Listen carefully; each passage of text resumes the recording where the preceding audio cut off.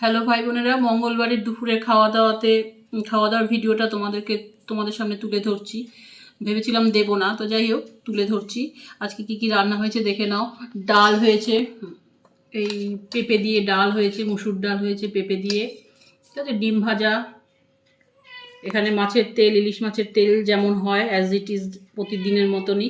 আর এটা হচ্ছে আলু ভাজা উইথ কি বলে ক্যাপসিকাম আর পেঁয়াজ দিয়ে আলু ভাজা হয়েছে, ঠিক আছে। সবাই যে যার পাতে ভাত নিয়ে নিয়েছি, ইলিশ মাছ তেল ইলিশও নিয়ে নিয়েছি।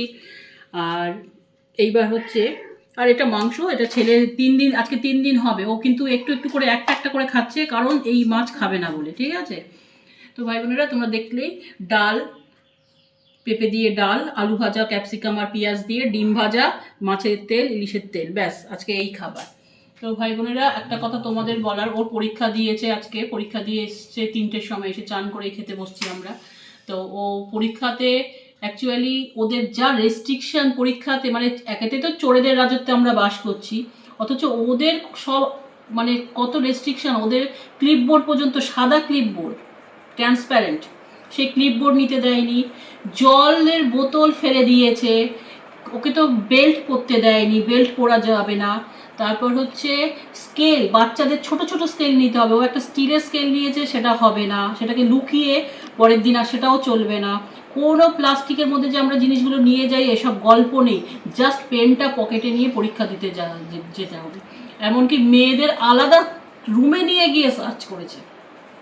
এটা ডিএলএড ফাইনাল। বোঝো অবস্থা, চোরেদের রাজত্বে চাকরি চুরি করে ফাঁক, ইট চুরি, মাটি চুরি, বালি চুরি, সিমেন্ট চুরি, কয়লা চুরি, সব চুরি করে করে ফাঁক করে দিচ্ছে। এই ক্ষেত্রে এত রেস্ট্রিকশন এই বাচ্চাগুলো। যারা কিন্তু মাইক্রো জেরক্স করে চুরি করে যারা নিয়ে গেছে টুকলি, তারা কিন্তু পকেটে ঠিকভাবে সেভাবে নিয়ে যাচ্ছে।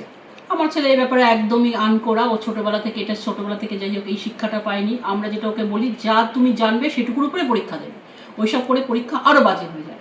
তারা এসে কাটছে, তারা এখন কমন পায়নি, আসেনি তাদের ওই জেরক্স, মাইক্রো জেরক্স থেকে।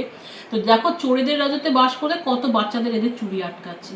তো এইটুকুই বলার। আর কি বলবো, এই তো নির্যাতিতা কি দেখলে, অভয়া মারা গেছে, অভয়ার মায়ের উপর হামলা পুলিশ করলো। তাদের বোঝো, এইসব অন্যায় দেখেই যেতে হবে, সহ্য করে যেতে হবে, কিচ্ছু বলার নেই। আর আজকের মতন ভিডিওটা এইটুকু। ভালো থাকবে, সাবধানে থাকবে। আজকে আবার পুলিশের বউরা সাংবাদিক সম্মেলন করেছে, পারলে এটা দেখো, এই নাটকটাও দেখো। ঠিক আছে, রাখলাম। পাশে থাকবে, সাবধানে থাকবে, আর সাবস্ক্রাইব করে আমাকে এগোতে সাহায্য করবে।